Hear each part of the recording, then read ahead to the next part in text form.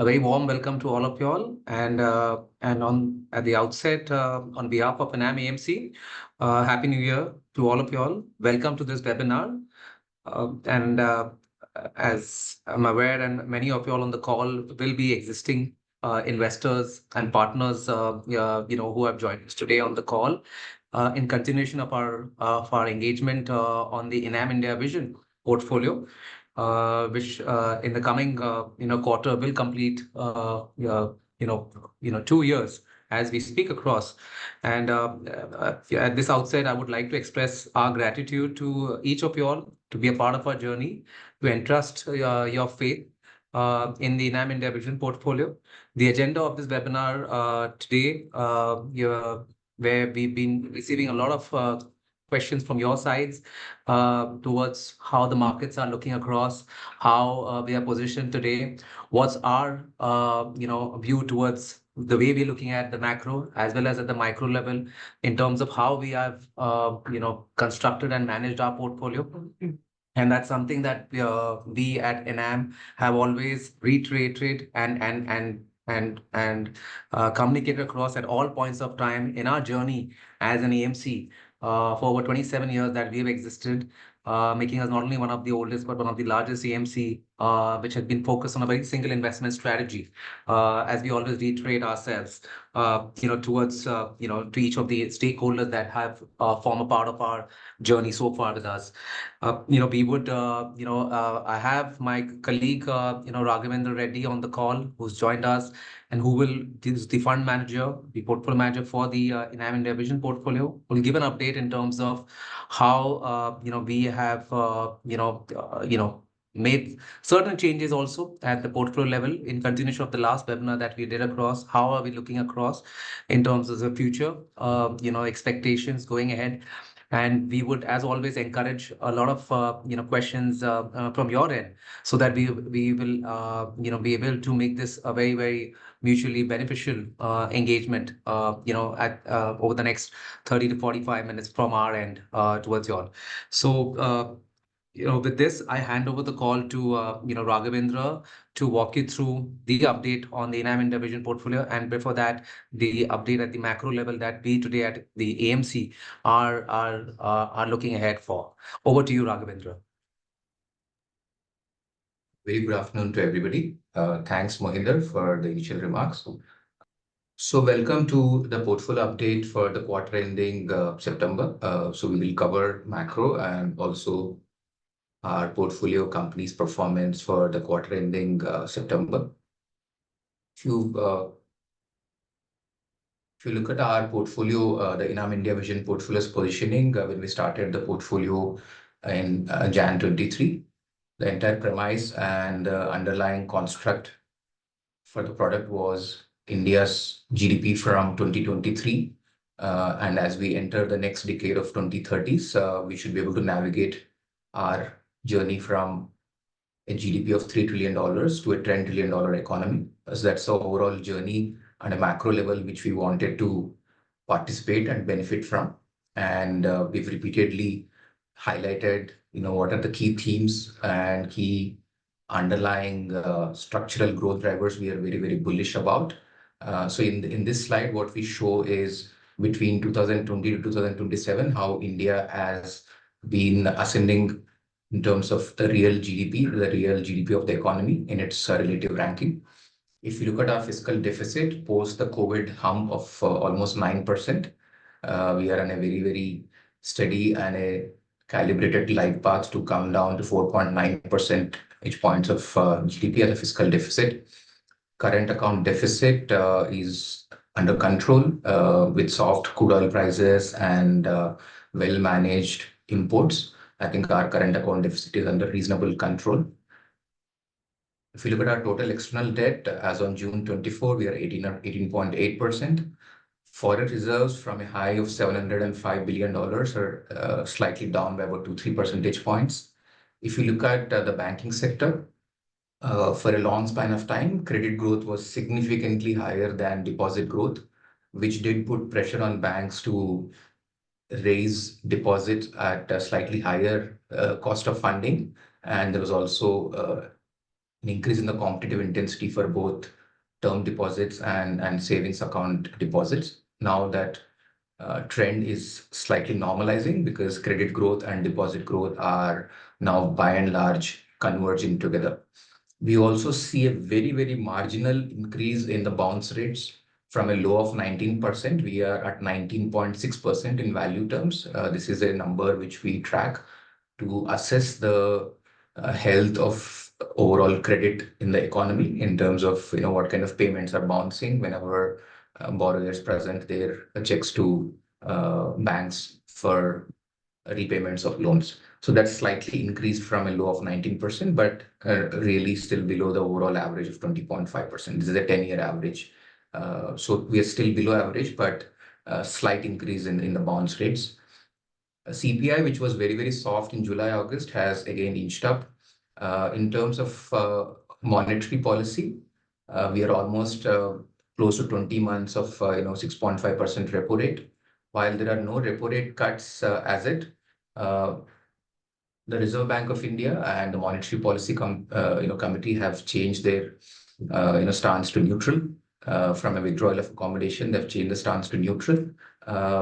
We don't expect a rate cut at least till, say, February, March of next year, because inflation still continues to resurface as a risk, and RBI wants to draw more comfort on inflation before they take an action on repo rates.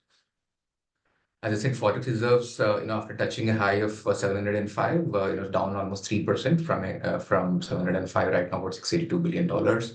There has been a slight increase in current account deficit in first quarter of F25. Last quarter, we had a surplus that has moved into a deficit of 1.1% of GDP in Q1 F25.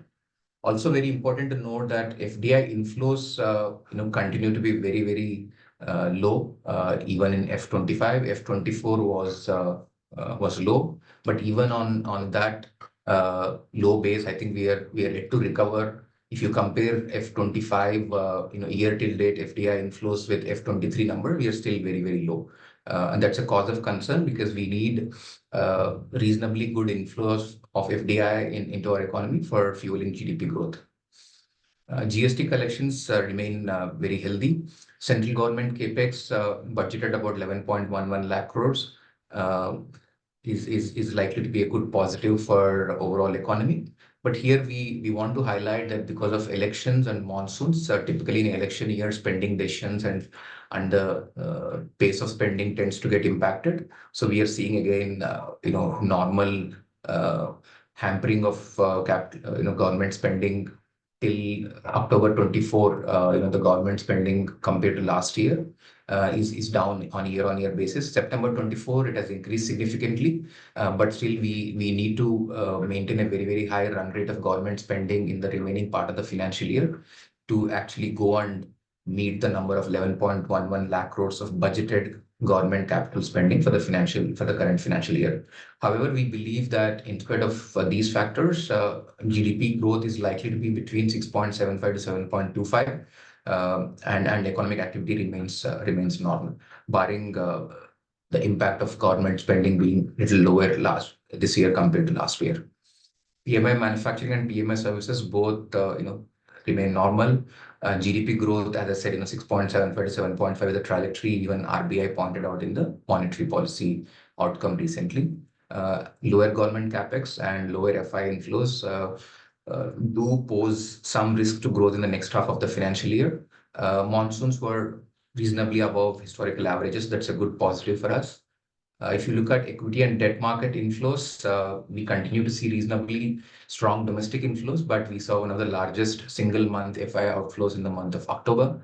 And markets did see an impact in terms of the correction because of the sharp increase in FI outflows. But the domestic, if you see the DI inflow last month, and MF investments last month into the equity markets, they're almost exactly matching the FI number, in spite of FI outflow being one of the highest in the last 5-7 years.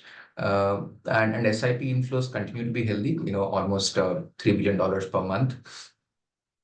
If you look at cumulative rains, with 8% above normal, toll collections through FASTag mode are reasonably healthy. Commercial vehicle sales on a year-on-year basis are down from 2Q of 24 to 2Q of 25. They're down about 8-9%. Power consumption for the first half of the financial year is up about 6%. So that tells you that even after a very, very sharp increase in power consumption in F24, we are seeing healthy growth even on such a high base. If you look at a balanced macro, what do we see as the overall macro picture? GDP growth we expect to be in the region of 7.2%, which is RBI's estimate. Interest rates, while they are being flat for a long span of time, based on inflation, based on the decisions taken by major global central banks, RBI is likely to act somewhere in the beginning of next calendar year, which could be anywhere between January to March 25. Fiscal deficit is expected to be 4.9%. Inflation, the likely range is around 4.5%. Last month, inflation did shoot up, and it is expected that even in October, inflation is likely to be higher because of food inflation. Consumer price inflation is likely to be higher. Currency, this is a working range. This is not a forecast which we have. 83.5 to 85.5 is the range which we expect for the current financial year. If you look at valuations where they are compared to last time when we had this interaction, valuations have cooled off to some extent because of the correction in last month, which is again visible across Nifty 50 and NSE mid cap. The premium was slightly higher in mid and small caps compared to large caps. So you can see that some of the premium which got built into valuations is got corrected. Market cap to GDP remains above 100%. The NSE 500 to Nifty 50, which is basically outperformance of broad markets compared to large caps, that has cooled off meaningfully in the last 3-4 months. India's external debt remains reasonably under control, and even the GDP, debt to GDP for overall economy also is under control. Corporate tax rates remain flat and remain unchanged for almost 4 or 5 years now, which is good for global investors and investments coming into India. Market cap as a percentage of GDP, as I said, it's almost 127% now. And if you look at corporate profits, post the COVID correction, where corporate profits as a percentage of GDP touched 1.7%, we have seen steady improvement in this number. 3.3% in F21, and then back to 4.5 percentage points in FY22, 23, and 24. We've been above 4 percentage points as a percentage of GDP. We believe that as the trends of formalization and the trend of overall structural growth in the economy and the trend of large portions of the real economy getting captured in the formal part of the economy, we believe that this number should go back to the previous high of almost 5 to 6 percentage points of GDP, which is positive from a earnings growth, and which is also positive from a perspective that listed companies in the formal sector will benefit from the capturing of corporate profits under the formal sector. How do we look at the portfolio currently? We believe that the domestic secular and domestic consumption themes are where we continue to be reasonably positive. Where we've done some changes is the cyclical sectors, and the cyclical weightage has gone up in this quarter.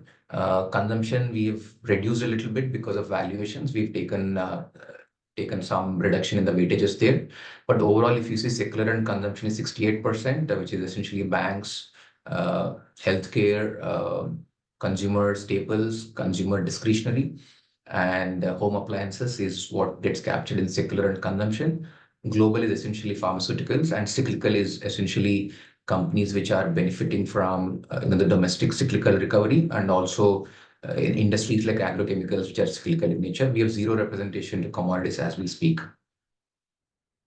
If you look at market cap allocation, well spread out across mid, small, and large, 48 percentage points in large cap and about 44 percentage points in mid and small cap. And we are sitting on about 8 percentage points of cash.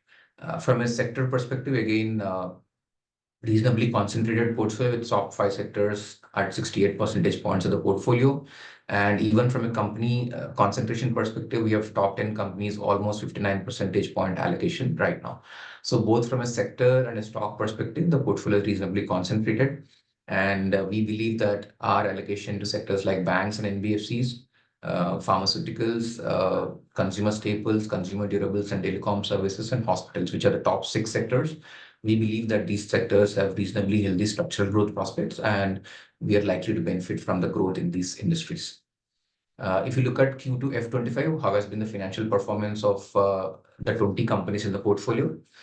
As we speak, 17 out of the 20 companies in the portfolio have declared results, which is about 78% allocation in the portfolio. These companies account for 78% weightage in the portfolio. In financials, we've seen some improvement in the profitability. There are certain one-offs in certain companies where you see a PAT growth which is reasonably high. But overall, I think even if you normalize for those, I think we are looking at it. Healthy earnings growth from a banking sector. Revenues continue to be impacted by slightly lower credit growth in this quarter because banks like HDFC Bank have continued to clock slightly lower credit growth among the banking sector players. Ex-financials, revenue growth is at 11% and PAT growth is at about 7%. Which are the companies which have done well from an earnings growth perspective? Essentially, companies like Varun Beverages, Sumitomo Chemicals, Axis Bank, Divi's, Bharti Airtel, and ICICI Bank. These are the companies which have delivered very, very healthy earnings growth, significantly higher than the overall average growth for the portfolio at a revenue and a EBITDA level. We believe that while we normally analyze quarterly basis, we believe that companies in our portfolio have underlying strong structural growth drivers to deliver healthy earnings growth over periods of 3 to 6 years. We happen to meet and interact with you every quarter, which is why I showcase these numbers. But the overall consensus earnings growth for the portfolio over F25-26 is around 17%. We do a periodic portfolio review to ensure that wherever growth is below expectation, wherever growth is below the asking rate for a high growth economy like ours, we tend to take corrective action. And also where we believe that valuations do factor in most of the growth in the underlying business. From a pure valuation perspective, also, we do take portfolio review and realignment steps to enhance risk-adjusted returns in the portfolio. So if you look at what is the overall business context, post every quarterly result, we do interact with each and every company in the portfolio and try to capture what are the more medium to short-term factors which are impacting the business, and also some long-term structural drivers which are impacting their business. So we've captured some of the management remarks from our interactions and try to highlight them. For example, from banking sector, the key highlights are that the competitive intensity in the savings account business and the term deposit business continues to be very high, and the mobilization of these deposits remains reasonably challenging even as we speak. However, the big positive is that in the July to September quarter, liquidity, which has been a big challenge, the overall liquidity situation in the economy, because RBI was wanting to maintain a tight liquidity situation, and also because most of the government's surplus cash was not part of the overall liquidity. I think liquidity situation has definitely improved. We've also seen across unsecured credit segments like, say, credit cards and microfinance, there has been an increase in credit costs. We also, contextually hear a lot of actions taken by RBI, both as a regulator and also as a, as a responsible central bank. RBI, monitors all the regulated entities and periodically takes actions. So we do ask, most of our portfolio companies about how their interactions are with RBI and what is the, message coming from RBI in terms of what are the measures they are asking banks to take in order to ensure business continuity, in order to ensure depositor safety. So I think the exhaustive regulatory process and the regulatory framework encompasses the following topics. One is there is always a very, very close look at asset quality. And given that technology has become so critical in delivering consumer service and delivering banking services, what kind of investments are being made in technology, and a close focus on what kind of digital services are being offered. Is it fair to customer? Is it fair to the stakeholders is what RBI constantly looks at. Issues like cybersecurity are of very, very high importance, and also other commercial aspects like pricing of loans, fees and charges related to loans are closely monitored and assessed. Of course, this is not an exhaustive list. The list will be very, very long, but these are contextually things which are being talked about by management. And wherever the RBI, the central bank, feels that there is a requirement for a corrective action, they do advise, and banks do, and banks and NBFCs do follow those advisories from the regulator. Also, what we observe is that among the top five banks, there is a reasonable amount of divergence in terms of loan growth and deposit growth.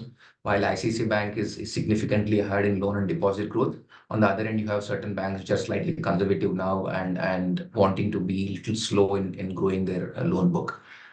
In businesses where commodities are a large cost component, we've seen inventory impact because of sharp correction in steel prices and other commodity prices. We've seen impact of inventory losses in the second quarter. What we've also heard from certain consumer discretionary category companies and consumer appliance companies is that while rural demand has picked up in this quarter because of very, very good monsoons, there has been a moderation in urban demand growth rates.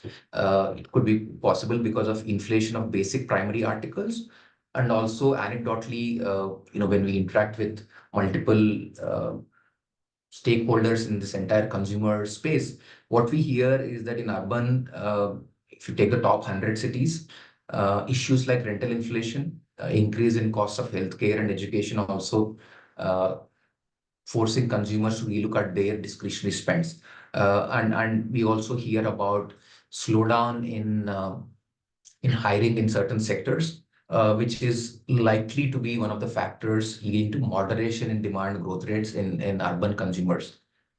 If you look at, within consumer, durable segments, given the moderation in demand, we are seeing discounts across various consumer categories, especially on the discretionary side. When we talk to other consumer companies, they also tell us that in very niche categories within their overall categories, D2C players, which is basically direct to consumer or digital players, are innovating much better than large listed companies, and they are a source of competition in some niche segments. It could be something which is as basic as hair care or something as basic as cosmetics. But these innovations are giving competition to the listed players. Though the innovator is very small, they're able to compete with large listed companies because the reach through e-commerce and other online platforms. The wedding season in November, December 24 is where most consumer companies are expecting a pickup in spending and also improvement in consumption sentiment. And this is where we believe, from the company's perspective or the management's perspective, is that wedding season is likely to take care of some of the demand slowdown which has happened in the first half of the financial year. When we talk to companies which are in exports, definitely there has been an increase in freight costs. And if you are exporting to areas like Europe and North America through the shipping route, definitely the transit times have gone up by almost 15 to 25 days. That leads to some frictional slowdown in terms of dispatches and also in terms of margins. So that's what some companies from the export side have highlighted to us. When you look at the entire monsoon topic, I think what we've heard from companies is that monsoons have been very, very good. The only dampener is that there has been uneven rainfall, and both from a time-wise distribution and geographical distribution, it has been very, very uneven. And some parts of the country have had excess rainfalls, and there are probably some parts of the country had a huge deficit also in rainfall. But the positive is that the reservoir levels and moisture levels in cultivable land is very, very healthy. So that should support both the sowing area and output in the upcoming Rabi season, which is overall positive for rural demand and categories where rural demand is very, very salient. So these are some of the key remarks which we hear from companies and topics which are contextually relevant for them in addressing growth and other challenges. What are the key changes in the portfolio? The large exits are companies like Tata Consumer, where we've booked profits, Titan, where we booked profits. And in terms of new entrants, we've had Imami, Helicon Engineering, and some increase in weightage to the BFSI space. In terms of trimming, wherever we've seen weightages go above the initial weights, or where because of outperformance of a particular stock, weightages have gone up significantly, we've reduced weightages there. In some companies, we've also reduced weightage because of the performance not being up to the mark, which is what we've constantly highlighted, that we do review of the portfolio every 6 to 12 months and do course corrections where there is evidence of dilution in growth or business fundamentals. And every company has the investment thesis has to be revisited to assess growth outlook, valuations, the entire competitive landscape, and structural drivers of growth for the business. What's the way forward? As we sit and look at markets, as we sit and look at our portfolio companies' performance and the opportunities in the market space, we believe that the last 12 to 24 months benchmark returns are way higher than long-term returns. In fact, we did look at 10-year time buckets, all the way from 2009 to 2024. Our analysis says that the long-term sustainable index returns are anywhere in between 9 to 13%. By and large, they have been in this range. Whereas the last 2-year CAGR has been about 19-20%. And in fact, the last 1-year return is almost 30% plus. So we believe that benchmark returns across the cycle of 5, 6, 7 years, which is what we believe should be the investment horizon of most of our investors, across the cycle should come down to a number of around 9 to 13%, which is the long-term sustainable index returns in this country. We've also seen significant re-rating across many sectors. We believe that it's now prudent to adopt a staggered approach to deployment, because we frequently encounter this question whenever we interact with partners and clients that, should we invest lump sum, or should we stagger our investments? I think a staggered approach is more prudent given the market context. And already we've seen onset of slightly higher volatility in markets. And we anticipate this higher volatility to sustain over the next 12 months. Whether you look at risk reward payoff or historical empirical evidence, we believe that future return expectations should be moderated. And we continue to believe that Enam India Vision portfolio, with its flexi cap orientation, growth investing style, and a long track record of generating healthy absolute positive returns for clients, should be a core component of our clients' equity allocation. And if you look at key risks or events where we believe can impact our markets, I think the external economy, when you look at merchandise exports, clearly tells you that there is weakness in the external economy. There is definitely a slowdown in FDI inflows and also slowdown in government spending, which is hurting the growth to some extent in the economy. And an ongoing risk factor is the political stability. At a central level, we are running a coalition government now. So that's something which we have to keep in our minds. And geopolitical risk, we have conflicts across Middle East, both in terms of the Ukraine conflict, in Russia, and the Middle East, the situation in Israel. And we've also seen significant amount of buildup in deficits in certain state governments because of a very sharp increase in spending on social sector and other schemes. So those are the key risks and events which we wanted to highlight. If you look at our portfolio returns from a calendar year perspective, in CY23, we clocked 30% versus 27.7% for the index. In CY24 till date, we are 12 versus 17.5 percentage points. So CY23, CY24, these are the numbers. We believe that since inception, returns for the index, as I pointed out in one of the previous slides, I think long-term sustainable returns for the index are around 13%. So we would see probably some moderation in the market returns going forward. If you look at from a financial year perspective, FY23, we were positive. FY24, we had a negative of 7. This year, we are slightly below the index. So we did get impacted last year because of our absence in certain sectors, which did very well. But I think slowly I think this year returns, the differential of returns between our portfolio returns and the benchmark returns is much lower. If you look at from a 1 month, 3 month perspective, we are outperforming. 6 months to 1 year period, we are yet to catch up. As I said, since inception, we are 23.3 versus 25.5. So that's a gap in our portfolio performance on a since inception basis. The portfolio life is roughly 21 months now. These are returns as on ending of October. So we'll probably take a pause at this point. Mohinder, my part of the presentation is by and large done. More than happy to take any questions from our clients and partners. Thanks a lot. Thank you, Raghavendra. Thank you for the update. As always, we open the floor for questions that, to our best of the ability, we would look forward to answering from our end. Raghavendra, the first question, I'm taking that across. We start with this. What's our take on the Trump arrival and any impact on the flows on India, and obviously given the recent outflows that have happened from our markets? No, no, contextually a relevant question. I think some of the export sectors, if there is a drastic action taken by the US government or US policymakers in terms of imposing significant tariffs on exports to US coming from, especially manufacturing exports coming from any Asian country, could be negative. Plus any new administration taking over in US, most of the regulations also for immigration uh, get re-examined every time. So from a contextual perspective, those factors could pose a short-term negative or short-term pause in terms of large, take off, if you want to take any large view on a particular industry or a particular sector. I think those are issues.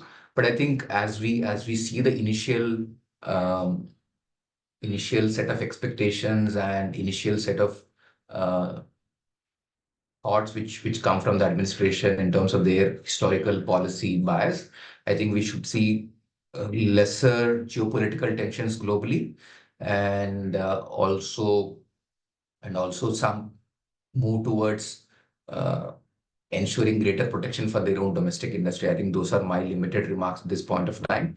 I think we would not want to comment beyond this on this. Thank you.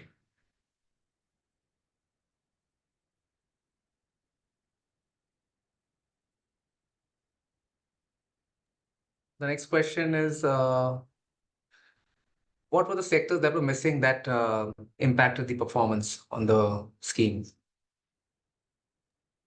I think last year, if you do a deep down analysis of the market's performance of last year and where we did miss out, um, predominantly I would say sectors which uh, we did not participate consciously, and sectors which did very, very well uh, are essentially core economy related sectors like defense, construction, railways, power generation, deep cyclicals like real estate, and some deep cyclicals which are into commoditized sectors are sectors which we did not participate because some of those sectors don't form a part of our investment universe. And some of the sectors where we were not comfortable in terms of the 4 or 5 key aspects which we look for when we cover a company and want to allocate our clients' money into an industry. But as I keep reiterating that on a cross cycle basis, if you look at take time buckets of 5, 6, 7 years, and if you give this portfolio time period of 5, 6, 7 years, we should be able to generate comfortable alpha. And I think those are the sectors which we were not participating. One of the other sector could also be PSU banks, where I think they have done significantly better than private sector banks. I think we were not present there also. And I think what we have highlighted repeatedly in some of our previous quarterly calls and what we continue to reiterate is that um, you know the core construct and the core philosophy of our portfolios doesn't change, given that there is a 1 year underperformance.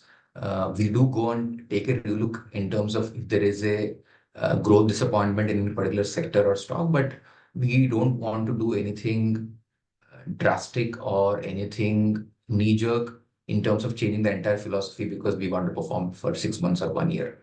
So I think that's how we would probably want to respond to this, Mohinder.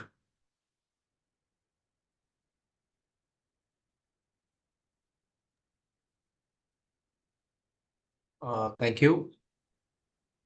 With China increasing more stimulus, how much do you think India would be impacted? Do you see the FI looking at China more than India, specifically on the valuation perspective? I think that some part of it has already got played out, but the larger difference would be that globally, India is perceived as a more uh, liberal economy in terms of policies because our policy making is more transparent. We have a very functional and a vibrant democracy. That's what investors draw larger comfort from, which is why our market got re-rated very, very sharply in the last 3, 4, 5 years. So there could be some investors who might, who might uh, have benefited from the investments in India or from investments in other emerging markets who might want to take a look at other geographical markets, including China. We don't have any great data to show right now that how has been their performance and other related parameters. But I think given that they announced a stimulus package and given that uh, market underperformed there for a very, very long span of time, there was a switch probably, and that's what could have led to the short-term rally in those markets.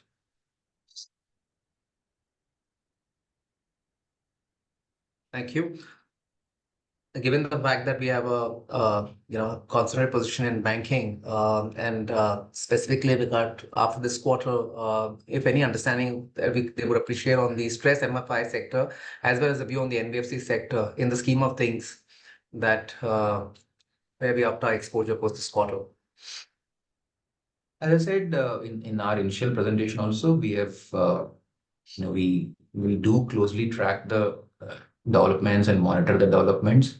I think with the improvement in liquidity situation and with some semblance of stability coming back to the deposit growth versus the credit growth number, and likely uh, cut of repo rate in the next 6 months, and also some steps being taken by both the government and the RBI to kind of improve the liquidity situation should be positive.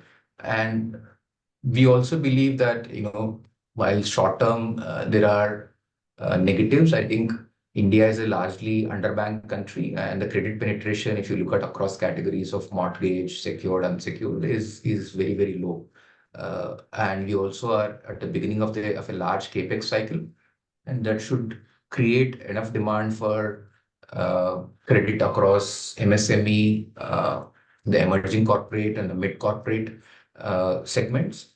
And that's what we believe are healthy long-term drivers for growth, even after such a huge pressure on cost of funds and net interest margins.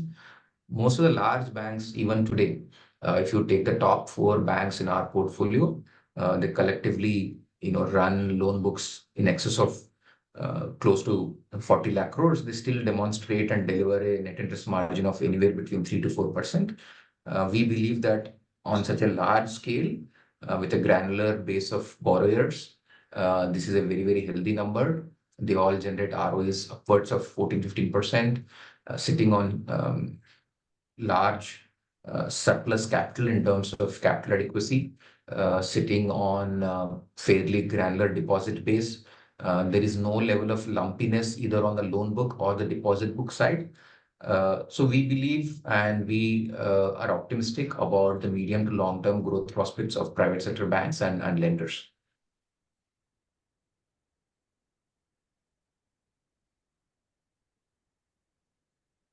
Also, just to add, I mean, what we showed in the bounce rates graph is that we had a very, very long period of low credit costs.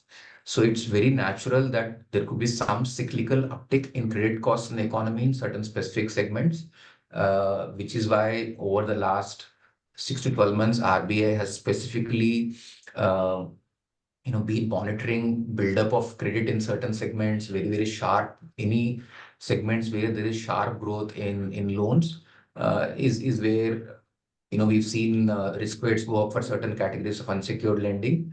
And I think they have been proactive. So we could see some slight cyclical uptick in credit costs uh, in certain segments, as I pointed out.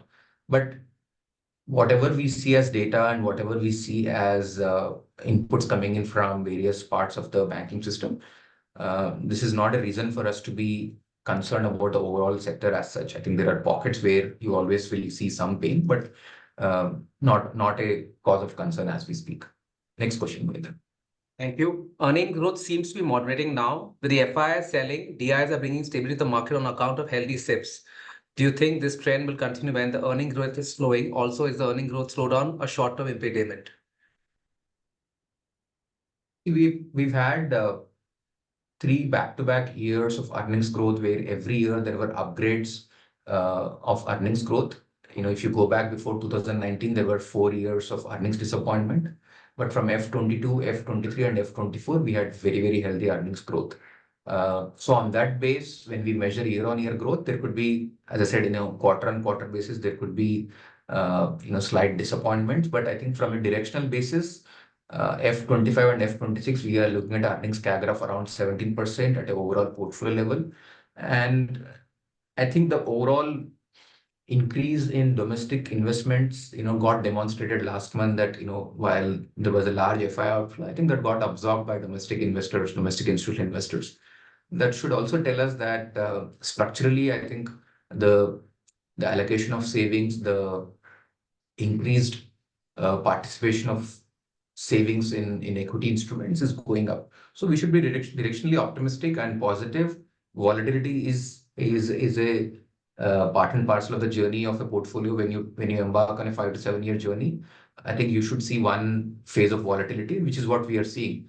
When we did this interaction over the last 6 months, I think there was a point when 1 year return from the index was about 40%. So those are returns which are not sustainable in the long term, and we should be conscious of the fact that corrections and volatility are part and parcel. In fact, in our investment philosophy, which is what we highlight repeatedly to our clients and partners, we do look at any volatility as in long-term structural growth businesses and stock prices, any large corrections in high-quality businesses as opportunities to participate rather than take a structural call that we should go significantly low on equities. I think those are time points when clients should be very, very opportunistic and tactical about allocating capital.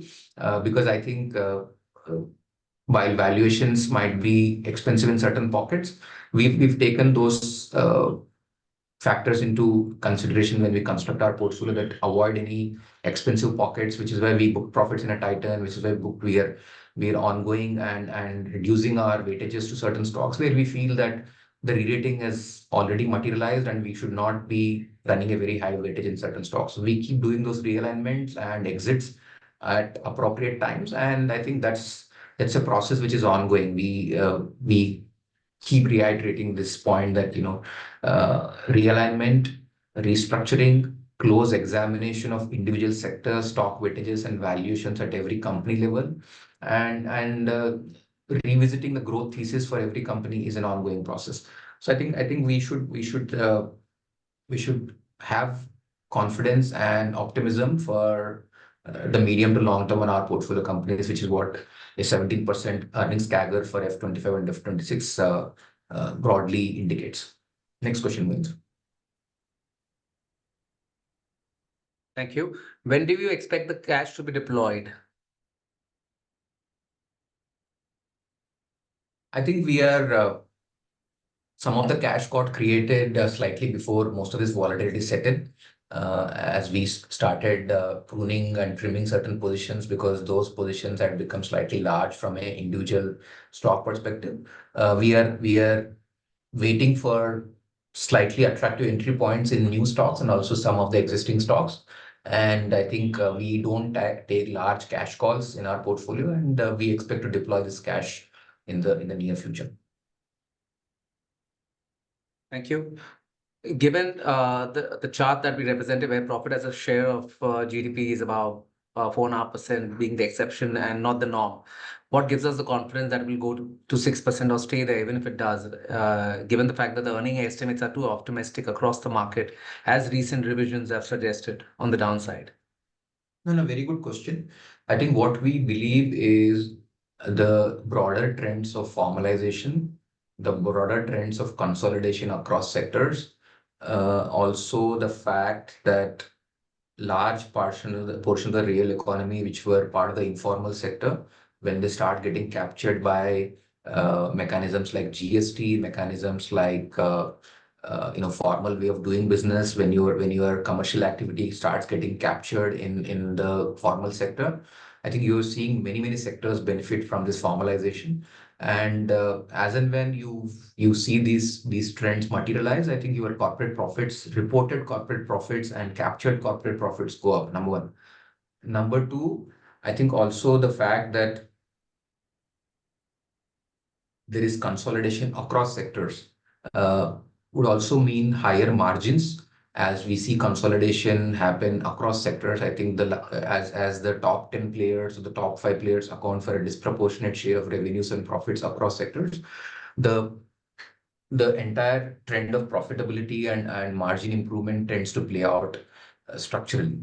The third point is that we are also entering a phase of slightly soft commodity prices. I think whether you look at crude, ferrous, non-ferrous, and other key commodities, I think we are entering a period of soft commodity prices. I think that should also be supportive of margins going forward. And I don't think we have said that corporate profits as a percentage of GDP will go back to 6% and stay there on a perpetual basis. What we believe is that there is headroom for them to go up another 50 to 100 basis points as a percentage of GDP, and we will definitely tend to benefit from those trends. Also, the fact that government has announced and also implemented reforms like PLI, which, when completely implemented, should add at least 1 to 2 percentage points of GDP growth, should also, drive corporate profit as a percentage of GDP, because some of these reforms are also targeted at increasing exports, increasing manufacturing exports, substituting imports, and creating huge manufacturing employment. I think these are the factors which will likely drive the improvement in corporate profit as a percentage of GDP. We can take the next question. Uh, Once again on the banks, do we feel is the worst over for the top 5 banks and also the top 4 to 5 NBFCs in the sector?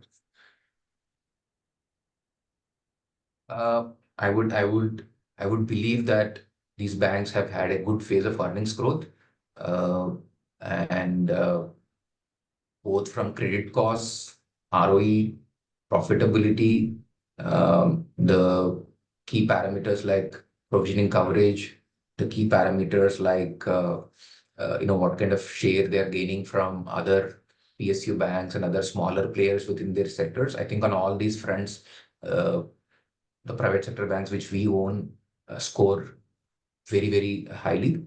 And yes, contextually, there has been while earnings growth and the balance sheet metrics have been very healthy and very satisfactory, I think the price performance in terms of the returns the stocks have delivered has not been satisfactory. I think probably that's what the question meant in terms of the worst. So we believe that we've begun to see some level of outperformance from private sector lenders, and valuation comfort, margin of safety, ROE growth are fairly supportive of outperformance going forward.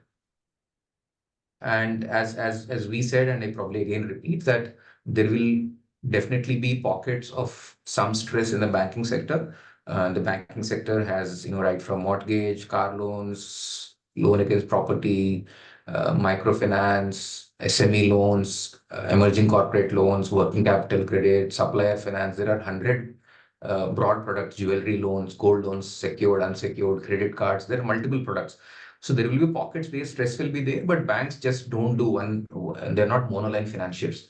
They do have multiple segments from where they generate, their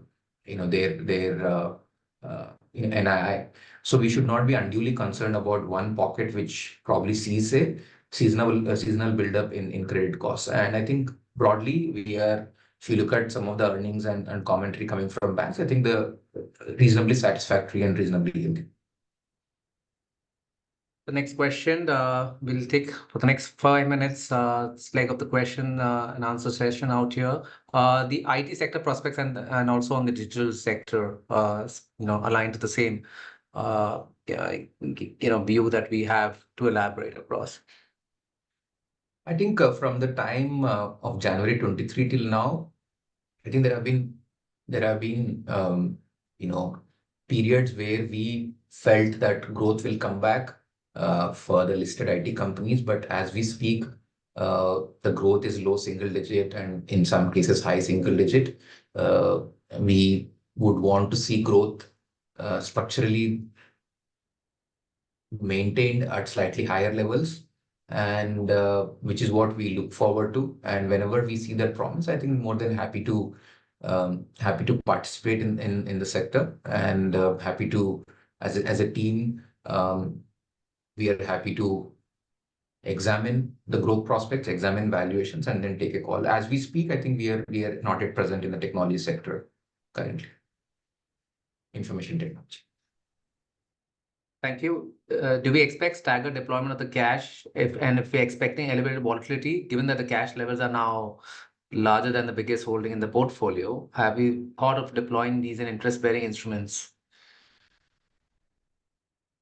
No, good question. I think we will not spend enormous amounts of time sitting on cash. That's the broader philosophy that taking cash calls is not something which we do regularly. This is more frictional cash. We are selling something in terms of our underlying portfolio holdings, and as we do that, and as we draw comfort from the ongoing volatility and availability of valuations which are attractive, where we see upsides for our investment, I think we'll go ahead and deploy that. So we'll not run this level of cash for a very, very long span of time.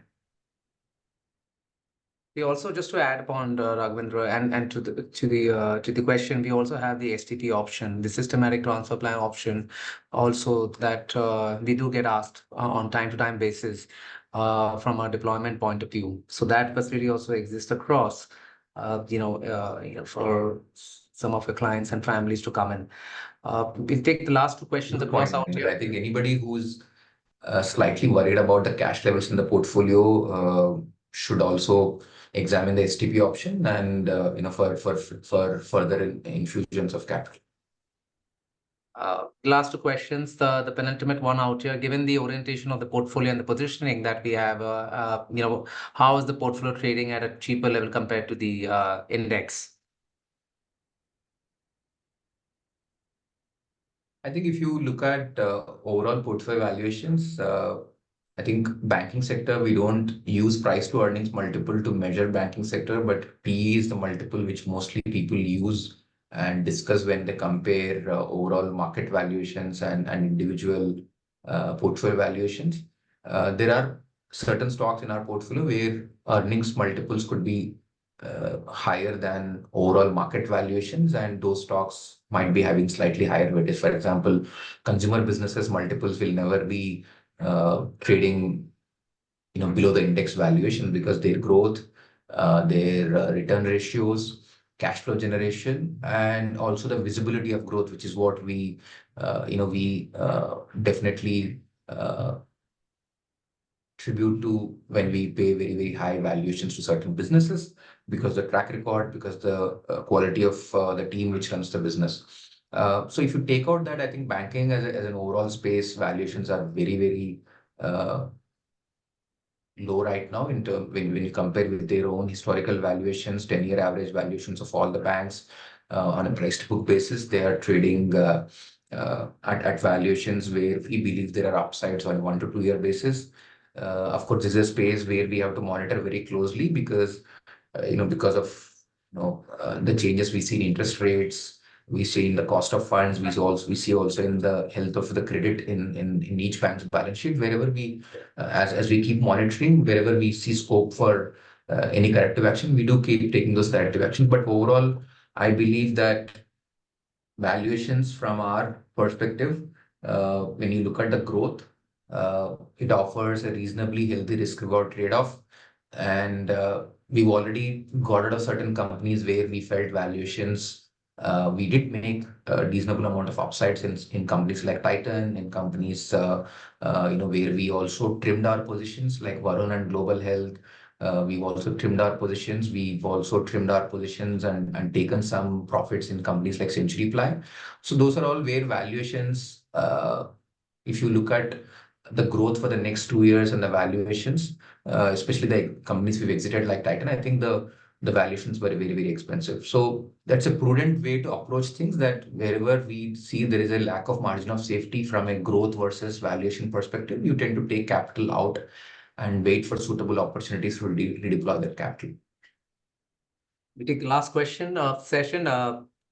It's a good point as a feedback that we get across. What's been our learning in the last 2 to 3 years, specifically in the post-COVID era, in terms of how the markets have evolved and the volatility that you have seen in the very near term? What is it that we should look ahead, from the investing point of view? Sure, sure. No, I think great question. Now we are almost 4.5 years away from COVID. It's good 54 months. And we, as an economy, as corporate India, as banking sector, and as a overall uh, country, I think there were great things which happened in the last 4 years. Of course, there is humanitarian crisis or a healthcare crisis, but post that, I think banking sector has demonstrated resilience. I think that's a space where we continue to remain confident. Um, of course, the shorter term or the underperformance of the last 1.5 2 years is something which has adversely impacted us, especially in banking sector. And apart from that, I think the large takeaways are that the world looks very, very different. I think the question is very short, but if you look at how the world looks today, if you look at geopolitical changes, if you look at supply chain challenges, if you look at challenges in terms of manufacturing companies which export today to all parts of the world, the conversations with them are very, very different. There is heightened levels of protectionism across the world. Every country wants an exporter to set up a base there. So what we say as make in India and what we want to promote as domestic industry, I think a lot of countries are adopting that as a policy because they have seen a situation in COVID, where they were dependent on some other country for a particular core part of their supply chains or manufacturing chains. I think there is higher levels of protectionism. There is very, very heightened level of geopolitical challenges which are impacting businesses across the world. Interest rates are no more going to be zero. I think that's a clear call which has been repeatedly shared by our team, that before COVID, zero interest rates was a normal. But even if there are rate cuts in US or other developed parts of the world, we will not probably have a situation where we'll go back to zero interest rates. So structurally, I think the cost of equity, the cost of risk capital has gone up, which is also positive from an overall perspective, that risk gets priced properly, and there will be no undue premiums paid to certain businesses because capital is available at virtually zero cost, because the interest rates were zero in many parts of the world. And I think structurally, the developed world is dealing with many, many challenges, and I think that's what is likely to continue to impact us, because inflation there is structural. As an economy, I think the biggest one good decision our RBI and government took at that point of time is to only provide uh, systemic support to the banking sector through measures like ECLGS and temporary liquidity support, rather than giving large uh, dolouts or cash payouts to anybody. I think that would have created a huge inflation issue in our country. But I think our banking sector, RBI, and government have done a phenomenal job in terms of managing inflation, managing supply chains, managing healthcare crisis. And I think we've had a very rough 18 months for this portfolio, and I think we are looking, as somebody asked. I think if you look at the 1 month and 3 month numbers, we are slightly clawing back, and I probably would repeat that structurally, index returns may not be 40% on a sustainable basis. Those are not returns which are sustainable. Indian economy, real GDP growth plus inflation and outperformance of certain corporates, the base number is about 13-14%. I think we should be able to demonstrate and deliver a healthy alpha over and above index returns. I think we have a track record which is long enough where we've demonstrated that, and this is a product which is relatively newer. So we request and we ask our investors to stay put for at least 5 to 6 years, and that's where you would tend to see a good growth journey pan out and returns materialize for our investors. Thank you, Raghavendra. Thank you so much for your explanation on the call, as well as thank you to everybody to ask us a lot of questions as always. We look forward to staying connected. Unfortunately, we're having an overrun on the time, but we have tried our best to address all these questions up to our ability. Please feel free to write to us, connect with us for any questions that you may have or any queries that you may look across from your end. Just to reiterate, as always, we at Enam have always conducted and positioned ourselves as a core equity manager for your long-term wealth creation. And that's how our journey has been almost for 3 decades that we've been in existence. And that's the way we want to carry it through. These are interesting times. Markets are also getting tested across for the first time, as we believe, in the last 3 or 4 years in terms of the volatility that you're seeing on the lower end. As you see that, and as we come through the end of this earning season, and as we walk into the next year, I'm sure we'll have lots to look forward to, and and learn and unlearn in the coming days. We look forward to staying connected. Please feel free to reach out to us. As always, we'll try our best to address and be around and along with you all. And we thank you with all our gratitude, for the support that you all have entrusted across, and look forward to a great year end to each of you all. Thank you so much. Thank you everybody for your time, and look forward to again interacting with you in the February of 2025. Thank you.